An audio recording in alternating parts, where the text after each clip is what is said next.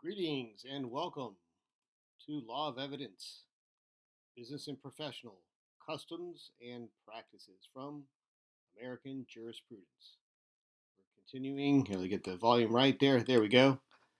Again, welcome to the Law of Evidence, Business and Professional Customs and Practices from American Jurisprudence as we continue our study of Law of Evidence. Let's get started right into it. This is on Chapter 1 of Occupational and Business Facts, starting with Section 47, Business and Professional Customs and Practices generally. And before we get started, just to remind everyone, this is strictly for the entertainment and educational purposes of this YouTube channel, not to be used, misconstrued, or mispurposed for any personal, private, legal, lawful, financial, tax, or otherwise. Just don't do this at home. All right, let's continue. And please hit the like if you've just come in so that we can make sure we get the word out there and more people can attend. And join in with the chat with any questions, interests, or clarifications. And of course, can't forget that we do have Black's Law Dictionary at the ready to make sure we leave no word behind. With that said, let's get started. Section 47, Business and Professional Customs and Practices, generally. In general, the courts take judicial notice of commercial usages and customs which are well established and commonly known. That's footnote 25 here. And that is Galveston Electric Company versus Galveston. And let's see here, a few other ones here too. No other notes on those. Let's continue. And to the manner and methods in which business is conducted. So, courts can take judicial notice of commercial usages, customs, which are well established, commonly known, manner, and methods in which business is conducted. Think about this now. If you want to say that a certain thing, a business is conducted a certain way, or manner or methods which they conduct business, customs that are well established, if you want to make those statements and you haven't brought them to the court as adjudicative facts in some way, well, there's been no controversy, there's been no opportunity for anyone to rebut those allegations, those statements of fact. Therefore, you really can't start arguing based on those until they've been established as evidence. So one way is to have judicial notice of these things so that you can refer the judicial notice within your motions so that it's easily understood that these are well established and commonly known facts. All right, so an important thing to be aware of to make sure that when you are presenting your motions, that there's a clear method by which you come to the realization that these are well-established facts, and you're building your inferences, your logic based on something that is well-established, and you make sure the court has judicial notice of that in the documentation form so that it can be readily referred to, not overlooked or denied, and it also gives grounds for appeal if it is. Okay, for example, the ownership, operation, status of a facility such as a hospital are matters, the factual components of which may be judicially noticed. So, ownership of a hospital, operation of a facility such as a hospital, and the status are all matters, the factual components of which may be judicially noticed. Interesting one there.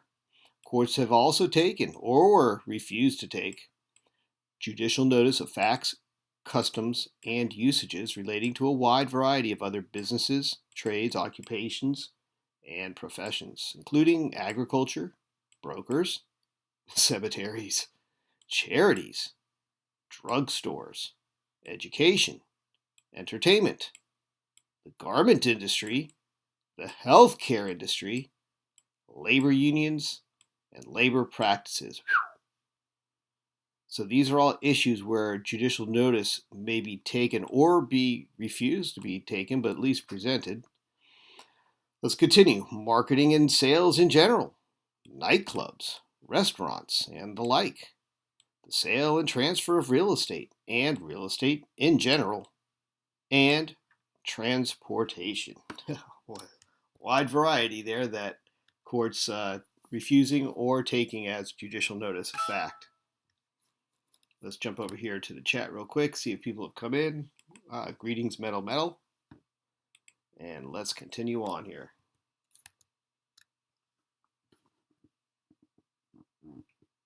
All right. So commonplace has become the consumer practice of buying merchandise on credit and paying for it later on the installment plan, that judicial notice may be taken of the practice. Furthermore, buying merchandise on credit, judicial notice can be taken of this. Furthermore, a court may take judicial notice of the belief and usage among merchants that the party entitled to sign and deliver money order issued by a bank is authorized to bind the bank's credit to the limit expressed in the money order, and within that limit and relying on it, merchants deliver goods and render services. So there you go, judicial notice of a custom or the method by which business is conducted. All right, we're on to section 47, business and professional customs and practices generally. And we have a little piece from the supplement here. Again, this is from 1998, so it's a little bit old, yet concepts of the laws of evidence are pretty solidified and crystallized, but these supplements help give clarity to the way some courts have ruled as of late. Case authority. Fact of bank's FDIC insured status was not subject to reasonable dispute. Therefore, district court did not err by taking judicial notice of it. Okay. And here are other ones here. Let's see if we have any other notice. Judicial notice taken that poultry production now dominated by big business. Wow, that's an interesting one there. Weber versus Madison. Judicial notice taken that poultry production now dominated by big business. Wow, so that's an important one to know for judicial notice when you're noting that a particular industry is dominated by a particular kind of method of business. The trial judge erred in taking judicial notice that maintaining a racehorse and regular participation in commercial racing is part of farming in Vermont. Regarding judicial notice of economic matters relating to agriculture, see section 69, and Lawrence versus Commodity Futures Trading Commission Commodity Brokers Associates claim that a 3-month suspension would cause him to lose customers and income. Is not appropriate matter for judicial notice. It needs to be adjudicated or at least substantiated. Let's see here. The New York Stock Exchange and National Association of Securities Dealers have essentially identical arbitration codes, taking judicial notice of substantial similarity. There's a good one there. Substantial similarity between the New York Stock Exchange Association of Security Dealers. Wow, the National Association of Security Dealers and the New York Stock Exchange having the substantial similarity in their arbitration codes. This one here is a lot adjoining a cemetery is not as saleable as one not adjoining a cemetery. That's a judicial notice in Florida at that. And Memorial Hospital Association versus Pacific Great Products. That was footnote 31. No, here it is. Efforts by a nonprofit housing corporation to provide low rental housing for elderly persons on fixed incomes is a charitable activity intended to address a compelling social problem. Here's another one here, is that another one, Florida, both concluding that it is common knowledge that most drugstores are engaged in a wide field of merchandising having no connection with drugs. All right. The court took judicial notice that historically, a large percentage of public school teachers in New York City, particularly in the lower grades, have been women. The court took judicial notice of the magnitude of disciplinary problems in public schools. Wow. High school principal is part of the teaching profession, even if I think they missed the he or she does not teach a class. Hence, under state law, the principal is entitled to a hearing before being transferred to a non-teaching position. Interesting one there. Athletic programs have become an integral part of the educational process in colleges and universities throughout the country. These are all judicially noticed here. Taking judicial notice that information contained in the Schwann record catalog that a particular record is available for sale is authoritative. So that's an authoritative basis for the fact. 20th Century Film Corporation versus Lardner. Court refused to take judicial notice of manager's supposed authority to waive good conduct clause in contract. Good conduct clause. That sounds like one from a record company, all right. Okay, New York City produces more garments for interstate shipment than any other city. Court took judicial notice of nationwide generally accepted standards describing the organization and functions of medical staffs and medical staff committees in accredited hospitals. So the generally accepted standards describing the organization and function. So we're looking at probably naming conventions here. Taking judicial notice of accepted standards describing is California. That looks interesting there. In accredited hospital. So that's from the joint accreditation for the healthcare. All right. Because of the demands of other responsibilities, doctors often delay making entries onto patients' records that require dictation and transcription. Demands of other responsibilities. That's judicially noticed. Are you kidding me? You had golf at noon at Wednesday. Can't be doing that dictation. All right. I think we're here by. Oh, no, there's more. Footnote 38. Landau versus Department of Employment Securities. Common usage in labor market is that. Here's our common practice, right? That in the absence of a contractual or statutory provision, severance pay is given, if at all, as an indictment of firing without cause, and not as an indictment to voluntary quitting. Ooh. Common usage. In the absence of anything provisional, severance pay is given, if at all, as an indictment of firing without cause. Yeah, to sever without cause. Okay. Interesting there too. Florida, see tobacco growers. See footnote 40. It is common knowledge that business is often growing strong in beer joints at midnight. That's judicial notice. Going strong. Going strong in beer joints at midnight. And that their customers are on the move at that hour. Wow, that's that's in Florida too. That's an interesting judicial notice there. Beer joint going strong. Most retailers, including establishments that prepare and sell meals, collect sales tax from their customers. No shit. All right. For a discussion of judicial notice of facts relating to transportation, see sections 83 to 87. This is an interesting one here too, that this actually has to even be judicially noticed, but evidently it does. Or should, perhaps, we should say. All right, we're on to section 48, labor and employment generally. But let's first pop over here to the chat and see if anyone's come in the room. Judicial notice, complicated, yeah, but not compared to having evidence, dealing with evidence being adjudicated, right? And Bill Thomas says, I remember a case where the court took notice of that advertisers exaggerate and that consumers must accept their puffery is not false advertising, right? It's, as long as it's not making false statements, that they can use all the puffery they want. And that is a legal term.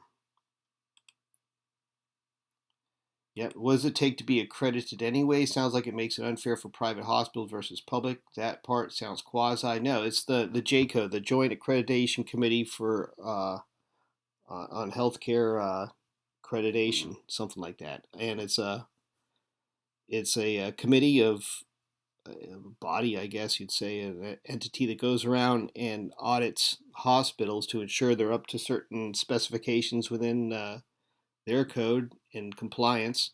And if so, then you're permitted to stay open under your state license. If not, the state licenses pretty much all require a JCO accreditation for them to accept patients and the funds and all that good stuff. So, yeah, it's kind of it's quite an interesting thing there, you know. They won't question a lot of the hospital's behavior. Yeah, I mean that's again if the JCO will. So those accreditation committees are given a lot of leeway when it comes to hospitals. You can get other stories from other places that would probably know more about that than me, but I've heard some horror stories myself. So that being said, yeah, and again using their terminology is probably essential in any kind of actions in court. Let's continue. Section 48, labor and employment generally. The courts frequently have taken judicial notice of matters of common knowledge relating to labor and employment and to labor conditions generally, such as the fact that a person beyond a certain age cannot well compete in the labor market. The courts have also taken judicial notice of matters generally known in connection with labor unions and union activities. Judicial notice has been taken of the facts that refusal of employers to confer and negotiate with representatives of their employees has been a prolific source of labor disturbances that union employees will not ordinarily cross a picket line. The courts have taken judicial notice of the prevalence of unemployment throughout the entire nation during certain periods. The courts will judicially notice the scope of such employments and the duties incumbent upon those employed therein.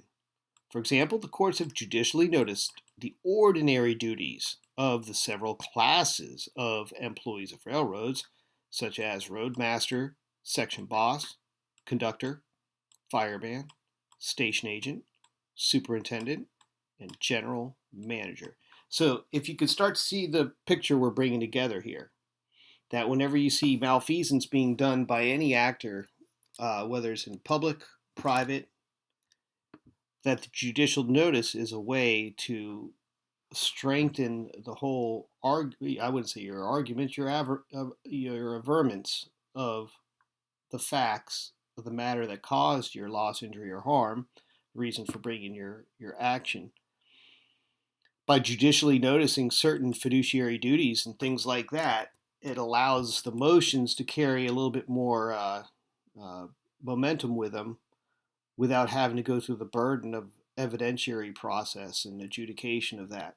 So you can see the power of the judicial notice when it comes to things like even duties of employment. All right, let's continue here. Section 48, labor and employment generally. Case authorities. Discharged Postal Service employees' interim CSRS benefits were not subject to judicial notice since facts surrounding them. An example, amount received, how much was derived, its significance in relation to likely size of employee's disability retirement annuity, and relevance to front pay award for discrimination. Jeez. Never achieved requisite degree of popular familiarity, nor was information derived from generally available government documents. So that's why it's not subject to judicial notice, not generally available and all these other factors here, but this comes from what we read previously. An action by former school superintendent against school employees' retirement board challenging calculation of average final salary. Board did not err by sua sponte, utilizing financial statistics and public policy considerations not considered before hearing examiner, where board, not hearing examiner, was final fact finder in case, and board could take official notice of facts which were obvious and notorious to expert in agency's field, and those facts contained in agency's file. Okay, let's break this one down. That's a long sentence. So it's an action by former school superintendent against school employees' retirement board. So here's a former school superintendent. You know this guy's a politician. And he's got a suit because he wants more money from the school's retirement board. And it was challenging their calculation of average final salary. And the board did not err by... All right, so the board did the sua sponte. They acted on their own behalf spontaneously, right, through their own accord, utilizing financial statistics and public policy considerations not considered before hearing examiner. So they did not err by doing that before the hearing by the examiner, where board, not the hearing examiner, was a final fact finder in case, and board could take official notice of facts which were obvious and notorious to expert in agency's field, and those facts contained in agency's file. So I guess they're using that as the board.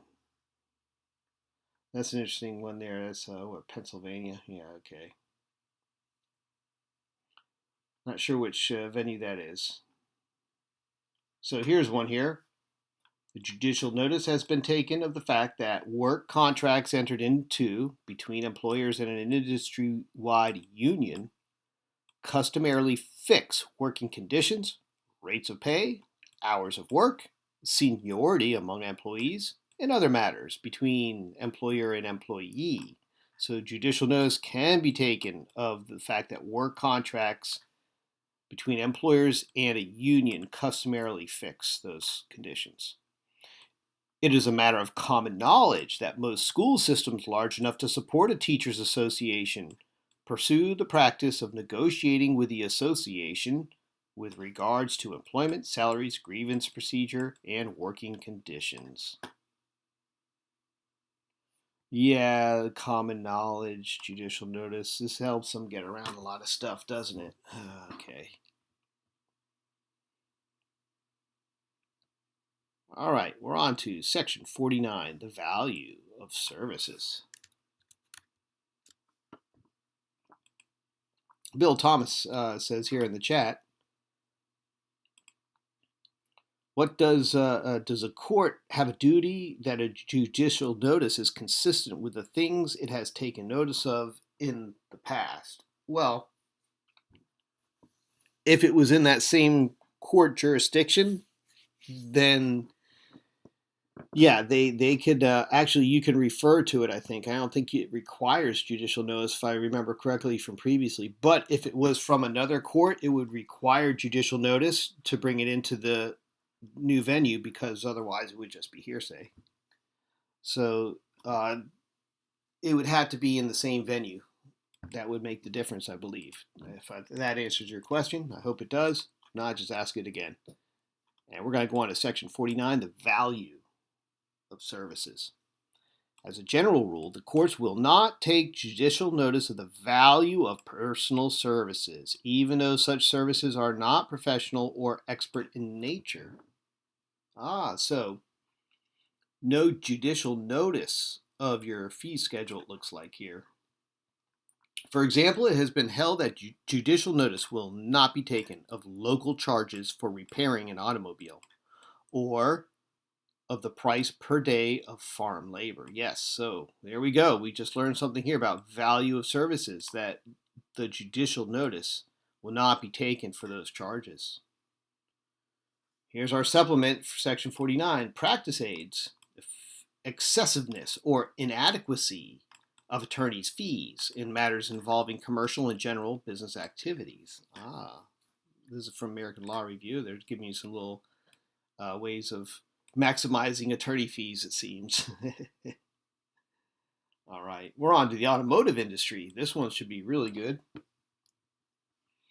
Courts have taken judicial notice of facts relating to automobile advertising, how cars are purchased and paid for, periodic maintenance contracts, comparisons of price and quality, the uses to which various vehicles are put, automobile leasing and insurance, and parking lots and garages.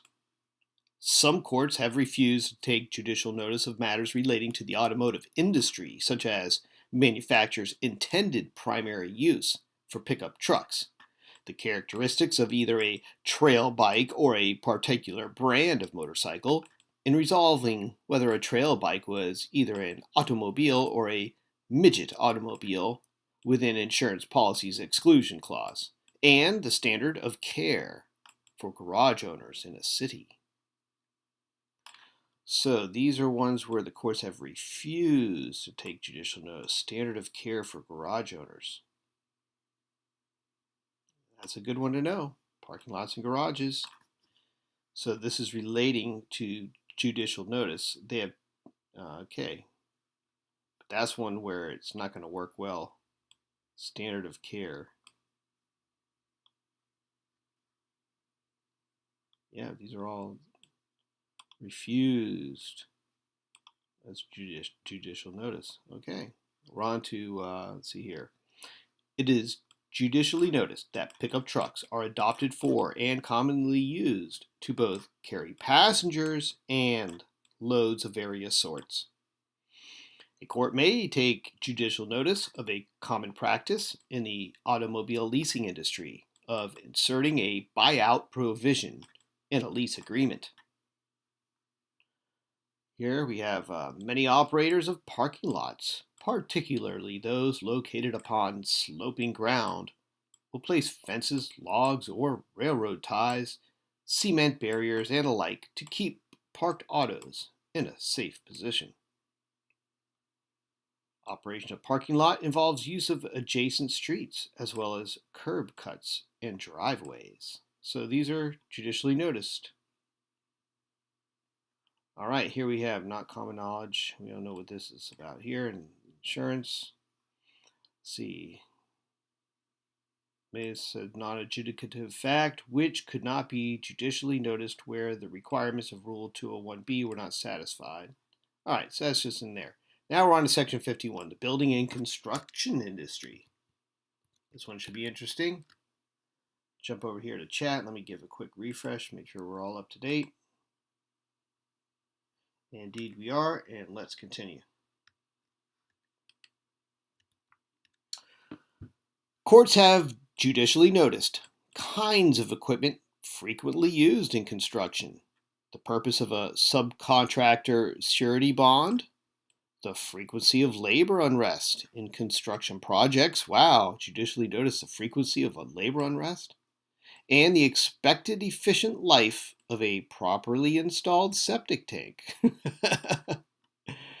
The length of time necessary to complete construction of a home, however, is not judicially noticeable.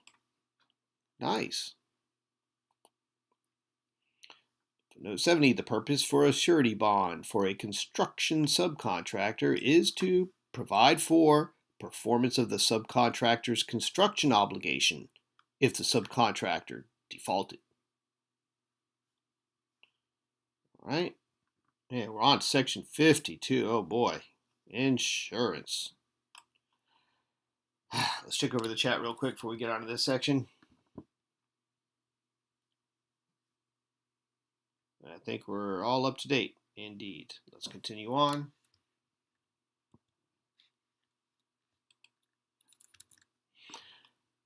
Judicial notice may be taken of numerous facts, customs, and usages of the insurance industry.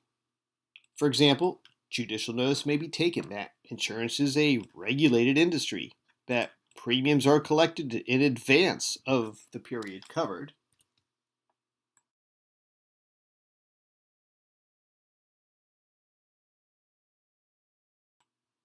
that the general custom of life insurance company is to require formal written applications for life insurance,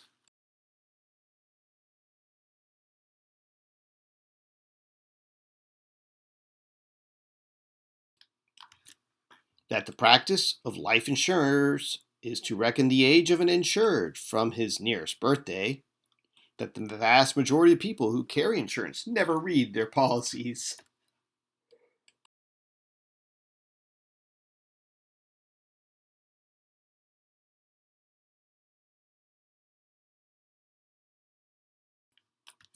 that a substantial percentage of liability insurance claims are settled without litigation, and that disputes as to liability are often settled by arbitration. So that can be judicially noticed. Courts have also judicially noticed information relating to credit life insurance, fire insurance, and supersedeas bonds. In addition, a court may take judicial notice of a regulatory impact statement filed by a superintendent of insurance, which explains how the same factors used by actuaries in setting primary rates is also used in setting excess rates, and consequently supplies an adequate rational basis for the excess rates. Of course, court will not, however, take judicial notice that the mere fact of pregnancy influences premium rates, or otherwise increases the risk under a policy that, by its terms, excludes coverage for normal pregnancies. That one's interesting.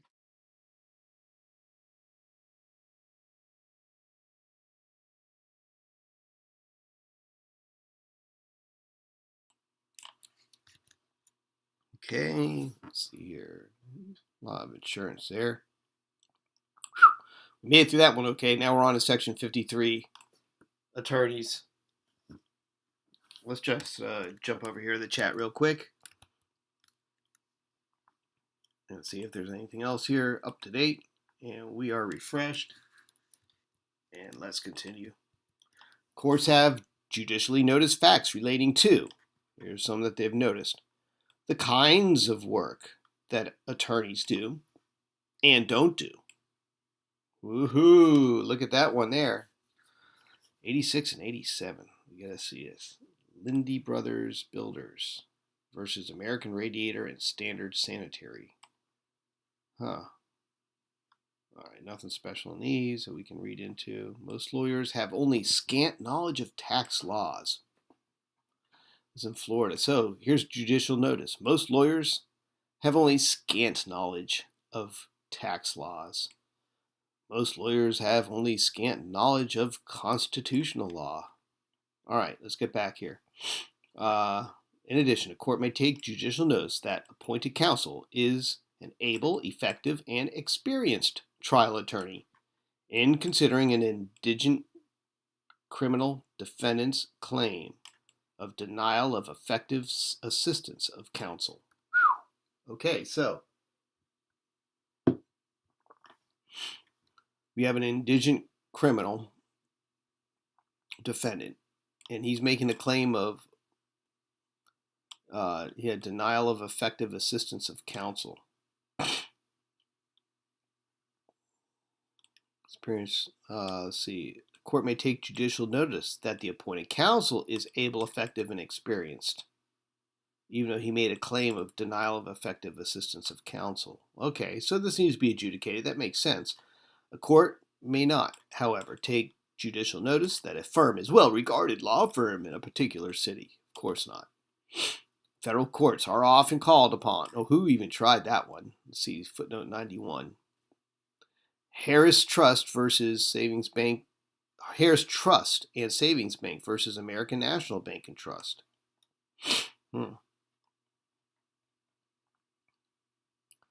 Federal courts are often called upon to set attorney's fees, for example, in many civil rights and class actions. In doing so, they often take judicial notice of the prevailing fee structure for attorneys of comparable skill and ability. Some courts also take judicial notice of usual and customary attorney's fees, and of the contents of a case file without receiving further evidence and proceeding before the court.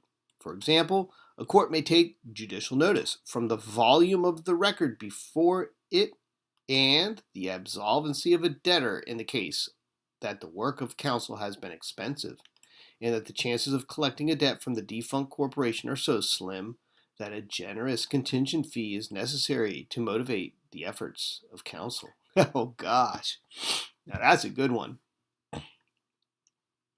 Let's read this again. A court may take judicial notice from the volume of the record before it, and the absolvency of a debtor in the case of the work of counsel has been expensive, and that the chances of collecting a debt from the defunct corporation, that must be the one they're suing here, are so slim that a generous contingent fee is necessary to motivate the efforts of counsel.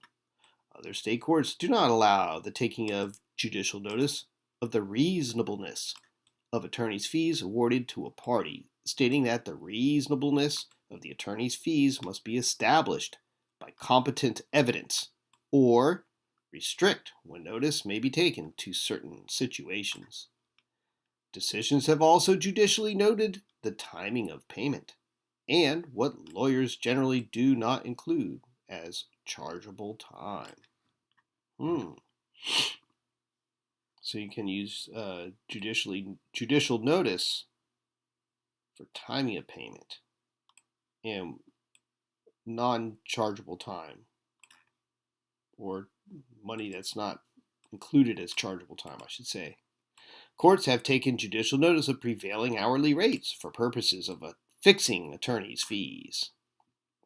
Of course. All right, I think that was 1. Maybe that's 100. There it is. Footnote 1. Yeah, they'll go to 100. So we come back to 1. Federal Rules of Evidence 395. Fact that in particular region of state, able and experienced trial counsel charge $100 per hour. That's cheap. Well, this is 98, remember, 1998. So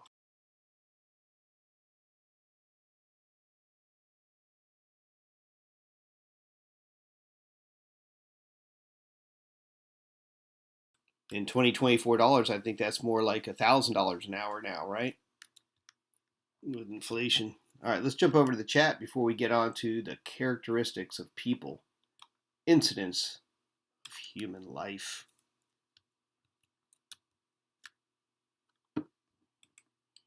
Tax rules can get crazy complicated. Indeed. Let's see here.